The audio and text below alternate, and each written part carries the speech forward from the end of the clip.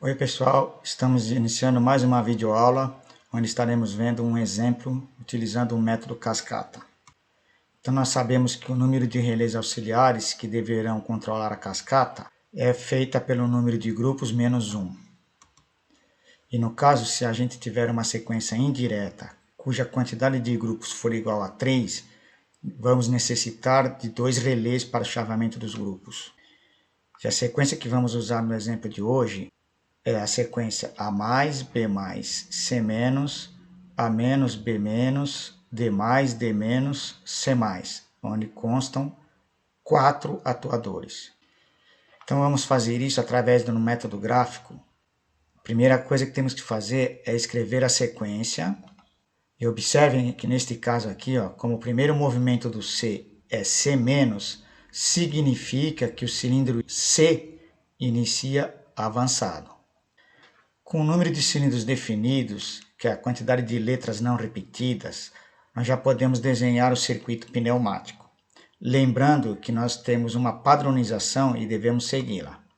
Então, no caso do cilindro 1, os sensores finais de curso devem ser S1 no início e S2 no final, e as solenoides Y1 para avanço e Y2 para retorno.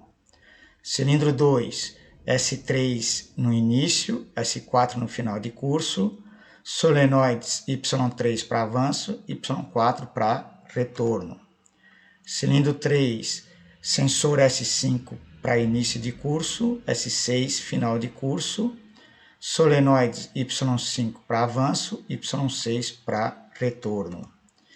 E o último cilindro, sensor S7 para início e S8 final de curso. E as solenoides Y7 para avanço e Y8 para retorno. Então, temos o circuito pneumático construído, lembrando que o nosso cilindro C inicia avançado. Então, nós temos aqui os sensores, 1, 2, 3, 4, 5, 6, 7, 8, né, em cada um. E as solenoides 1, 2, 3, 4, 5, 6, 7, 8. Isso de forma padronizada. Então, a primeira coisa que devemos fazer, o circuito pneumático já montado, é dividir a sequência em grupos. Neste caso, a regra é não pode repetir letra. Então, nós temos A, B, C, apareceu um A, repetiu letra, dividimos o grupo. Depois temos A menos, B menos, D mais, D menos, repetiu letra, nova divisão de grupos. E aí nós temos grupo 1, 2 e 3. Ok? Agora o próximo passo é descrever abaixo de cada movimento a solenoide responsável pelo mesmo. Então nós temos aqui já dividido em grupos, e aí nós vamos colocar quem é que faz o A avançar. Aí nós olhamos no circuito pneumático, Y1 provoca o avanço do A. Depois, quem é que faz o B avançar? Olhamos no pneumático, Y3 faz o B avançar. Depois, quem é que faz o C recuar? Se nós olharmos aqui, seria Y6, vai fazer o cilindro C recuar. Próximo, quem é que faz o A recuar? Y2. Quem é que faz o B recuar? Olhamos no B, Y4. Quem é que faz o D avançar? Y7. E quem é que faz o D recuar? Y8. E o último movimento, quem é que faz o C avançar? Y5. Uma vez identificada cada solenoide responsável pelos movimentos, já podemos começar a construção do circuito elétrico. Então, no nosso exemplo, como nós temos 3 grupos, nós vamos necessitar de 2 relés, porque a quantidade é número de grupos menos 1. Aqui, o grupo 1 depende do contato aberto de K1 e do contato fechado de K2. Então, observe o seguinte, aqui, se eu ligar o K1, ele vai fechar esta linha e estaremos executando os do grupo 1. Depois, o grupo 2 vai necessitar dos contatos abertos de K1 e K2. O que significa? Estando o K1 acionando o K2, aí nós vamos fazer o movimento do grupo 2. E por último, o grupo 3, eu devo desacionar o relé K1, que desligando aqui, ele deve também provocar o desligamento do K2 e executar os do último grupo. Como as solenoides são elementos de saída, elas devem sempre ficar na parte final do circuito e devemos então reservar um espaço aqui no início para que as bobinas de relé de comando sejam colocadas nesse espaço. Observando as solenoides responsáveis por cada movimento, nós já podemos posicioná-las na ordem que aparecem dentro de cada grupo. Então nós temos aqui o que nós já fizemos, na identificação das solenoides, e aí nós vamos começar a construção do nosso circuito. Então a gente já sabe que começa com contato aberto, depois pendurado um fechado e um aberto de K2 e o último um fechado de K1. Aí nós vamos vir aqui, tudo que for o grupo 1 vai estar pendurado abaixo desta linha, tudo que for do grupo 2 abaixo desta e tudo que for do grupo 3 abaixo desta. Então a gente vai vir aqui, ó, dentro do grupo 1, quais são as solenoides? 1, 3 e 6. Grupo 2, quais são as solenoides? 2, 4 e 7. Então eu devo vir aqui 2, 4 e 7. Grupo 3, 8 e 5. 8 e 5. A gente vai finalizar aqui, ó, ligando todas as solenoides para a terra. Agora, antes de continuar dando prosseguimento à construção do circuito elétrico, nós devemos construir o segundo gráfico que nos permitirá identificar todos os sensores e as suas funções no circuito. E para isso nós devemos reescrever a sequência com a divisão de grupo. Em seguida, nós devemos identificar os primeiros movimentos de cada grupo. No nosso caso, no grupo 1, o primeiro movimento é o A+. No grupo 2, o primeiro movimento é A menos B menos. Quando estão entre parênteses, significa que os dois movimentos devem ocorrer ao mesmo tempo. E no grupo 3, o primeiro movimento é o D menos. Então a gente deve circundar os primeiros movimentos de cada grupo, onde esses primeiros movimentos vão ser provocados através de botão ou acionamento de relé. E eles não necessitam sensores. Agora, nós devemos partir para a identificação dos sensores colocados nos cilindros e as suas funções no circuito. E os sensores que usaremos no exemplo vão ser roletes. Então, os primeiros sensores que vamos ter que identificar são os responsáveis em acionar solenoides e provocar movimento dos cilindros. Esta identificação ela deverá ser feita na parte de cima da nossa sequência. Lembrando então que o primeiro movimento de cada grupo não necessita roletes e serão comandados por botões ou relés. Assim, devemos identificar somente os sensores pelos demais movimentos. Então a gente deve utilizar o circuito pneumático para nos orientarmos e começar a construção dos sensores. Então, dentro do grupo 1, quando o A avança, qual o sensor que ele vai acionar? Olhando no pneumático, ele vai acionar o sensor S2. Então, nós devemos identificar o S2. Então, o sensor S2 deverá pilotar a solenoide para fazer o B avançar. Próximo. Quando o B avançar, qual o sensor que ele vai acionar? Então, a gente olha aqui no pneumático. Quando o B avança, S4. Então, vamos identificar aqui que quando o B avança, aciona S4. E o S4 deverá pilotar a solenoide responsável em fazer o C recuar. Terminou do grupo 1, vamos para o grupo 2. Aí no grupo 2, nós temos, quando o A recuar e o B recuar, quais sensores eles acionam? Então, nós vamos olhar aqui no pneumático. Quando o A recua, aciona S1. Quando o B recua, aciona S3. Então, nós devemos identificar que quando os dois recuarem, vão acionar S1 e S3, e uma função E entre esses dois sensores deve acionar a solenoide responsável pelo avanço do D. Aí vamos para o grupo 3. Grupo 3, quando o D recua, ele vai acionar qual sensor? Aí olhamos no pneumático, de recuando, aciona S7, e o sensor S7 deverá acionar a solenoide responsável em fazer o avanço do C. Então, os sensores que acionam solenoides vão ser sempre identificados na parte de cima desse segundo gráfico. Aí o próximo sensor que vamos ter que identificar é o sensor do último movimento. Se a gente considerar o nosso exemplo, o último movimento é o C+. E que se olharmos lá no nosso circuito pneumático, nós vamos ver que ao avançar o cilindro C, ele aciona o sensor S6. Então, olhando aqui no pneumático, C avança, aciona S6. E aí, então, nós devemos colocar uma identificação aqui dizendo, ó, quando C avança, aciona o S6. Então, aqui na frente é o sensor do último movimento. E ele tem duas finalidades, esse sensor de último movimento. Uma delas é efetuar ciclo contínuo. Neste caso, este sensor deverá estar em série com um botão com trava.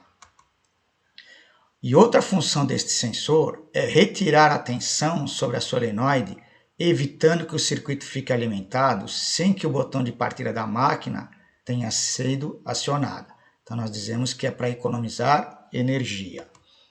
Então, nós vamos olhar aqui, sensor de último movimento serve para ciclo contínuo e também para economia de energia.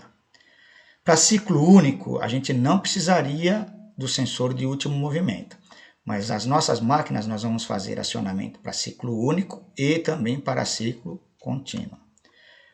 E dependendo da sequência, às vezes não há necessidade da gente precisar economizar energia. Mas quando for necessário, o sensor que deve ser utilizado é o sensor do último movimento. Os próximos sensores que precisamos identificar são os sensores responsáveis pela mudança de grupo. A indicação desses sensores deve ser na parte de baixo. Agora vamos considerar nesse exemplo. Então nós já identificamos sensores responsáveis em acionar solenoides. Sensor do último movimento. Agora, sensores de mudança de grupo. A primeira mudança de grupo, quando sair do grupo 1 para o grupo 2, é o C-. E quando o cilindro C recua, ele aciona o sensor S5. Como é que eu vejo isso? Olhando no circuito pneumático.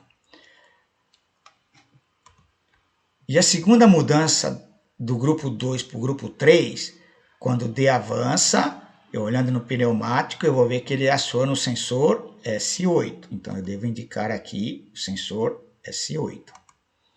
Sensores de mudança de grupo sempre vão estar ligando ou desligando bobinas de relés. Então, recapitulando, nós construímos dois gráficos. O primeiro deles é o gráfico das solenoides, onde identificamos abaixo de cada movimento as solenoides responsáveis por esse movimento. E o segundo gráfico, chamado gráfico dos sensores, onde identificamos os sensores responsáveis em acionar solenoides, sensor do último movimento, que serve para ciclo contínuo e economia de energia, e os sensores que acionam ou desacionam relés, chamados sensores para mudança de grupo. Com esse segundo gráfico completado, nós podemos agora continuar a construção do nosso circuito elétrico. E aí, olhando para os nossos gráficos, nós temos que os primeiros movimentos de cada grupo são ligados diretamente na solenoide responsável pelo movimento. E no nosso exemplo, nós temos grupo 1 é o A+. Então, a solenoide Y1, que é responsável em fazer o A+, ela deve estar ligada direto. Grupo 2. Os primeiros movimentos, A-, B-. Quais são as solenoides? Y2 e Y4. Elas vão ser as responsáveis pelo movimento. Grupo 3. Qual é o primeiro movimento? D-. Qual é a solenoide? Y8. Então, a solenoide Y8 vai ser a responsável por este movimento.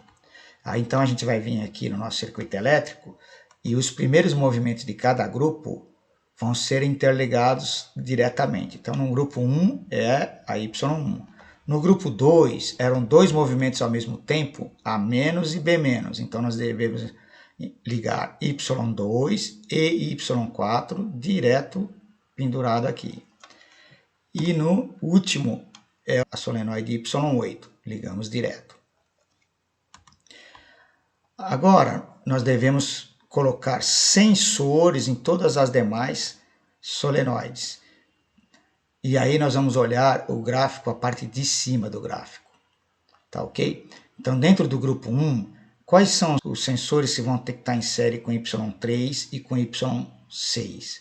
O segundo e terceiro movimento do grupo.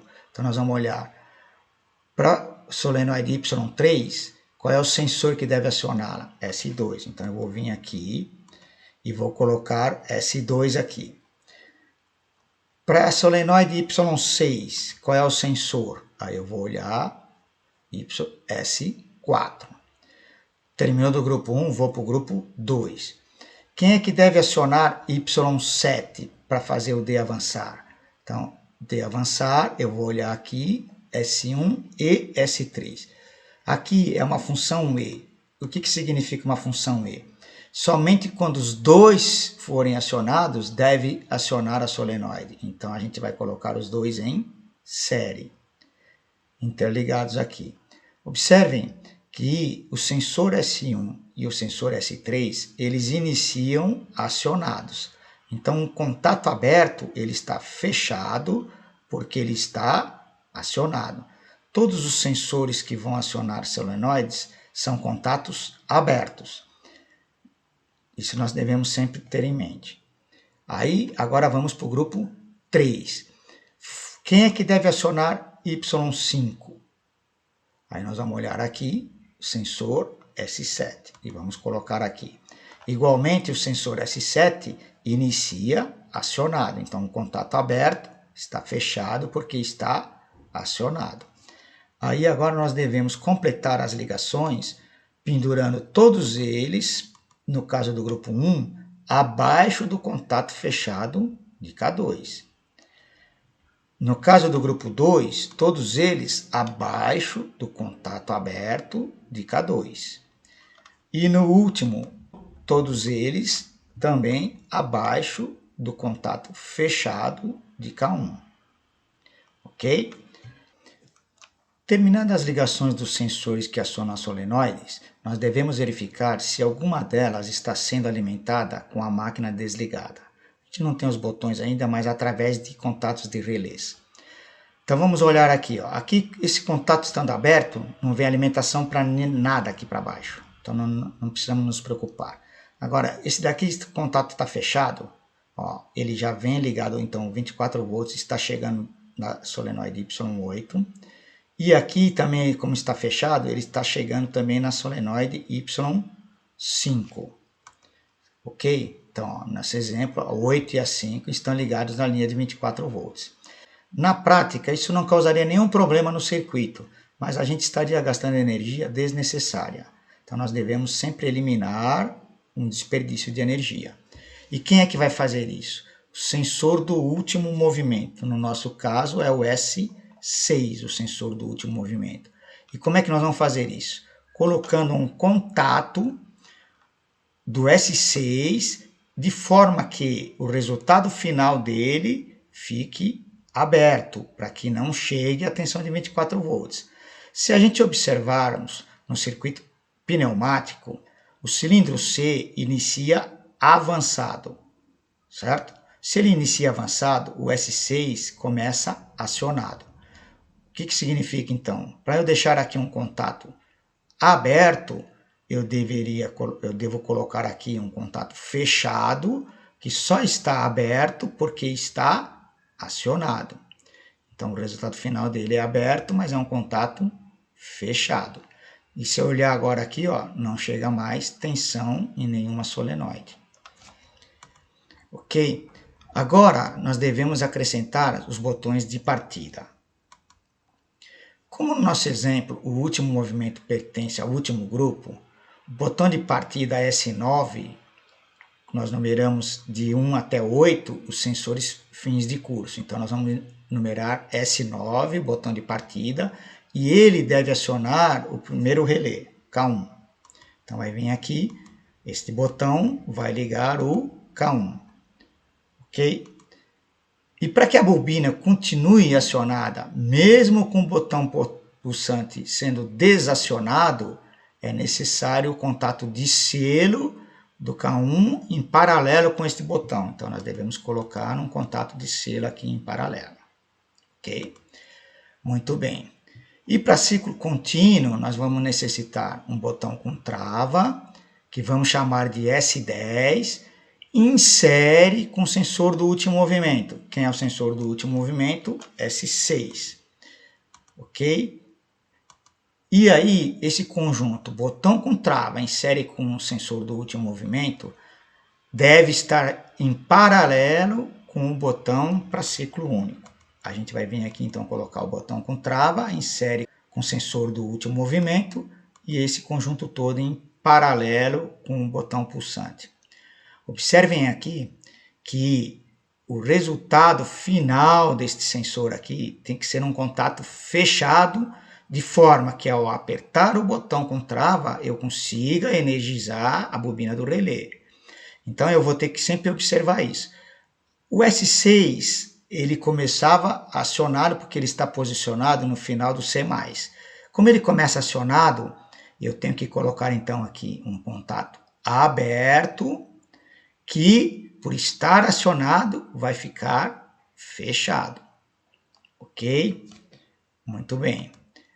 Aí, feito a colocação dos botões, agora nós devemos providenciar mudanças de grupo, que vão estar na parte inferior do nosso segundo gráfico. E se a gente olhar aqui, quem deve provocar a primeira mudança de grupo, sair do grupo 1 e ir para o grupo 2, é o nosso sensor S5. Então, é o sensor de mudança do grupo 1 para o grupo 2. Lembrar que este sensor ele vai ter que acionar o relé K2 para fazer ele vir aqui para o grupo 2. Então, a gente vai ligar aqui o sensor S5, contato aberto, deve acionar a bobina do K2. Ok? Lembrando que ele execute todos os movimentos dentro do grupo 2 aqui, independente dos acionamentos dos sensores fins de curso, nós necessitamos também de um contato de selo para manter esta bobina acionada até que todos os movimentos sejam concluídos. Então, nós devemos incluir aqui um contato de selo. Devemos ainda lembrar que temos que ter um contato aberto de K1 na linha do relé K2. Para que vai servir isto? Para que, ao desacionarmos o relé K1, ele vai abrir aqui e ele vai também provocar o desacionamento do K2. Então, quando eu quiser iniciar um novo movimento, que eu desligar o K1, eu tenho que desligar o K2 também para ele vir de volta ao grupo 1, senão ele viria para o grupo 2. Então, o cascata é sempre assim. Eu ligo 1, depois ligo 2. Quando eu desligo 1, o 1 tem que desligar o 2. Como é que faz isso? Colocando um contato aberto do K1 na linha do K2. Lembrando também que a gente chama isso de acionamento condicionado. O que significa? Eu só consigo ligar o K2 depois que o K1 está ligado. Observe que a única maneira de vir tensão para cá é se o K1 já estiver ligado. Então, no grupo 1 eu ligo o K1, quando eu quiser fazer o movimento do grupo 2, eu ligo o K2, esse aqui já vai estar fechado e faz os movimentos dentro do grupo 2. Ao terminar os movimentos do grupo 2, nós vamos precisar tirar a alimentação da bobina do K1 para que os seus contatos voltem ao estado inicial e ele vá para o grupo 3. Qual é o sensor responsável para fazer ele sair do grupo 2 e ir para o grupo 3? Então, vai estar identificado aqui na parte de baixo, o sensor de mudança do grupo 2 para o grupo 3 é o nosso S8.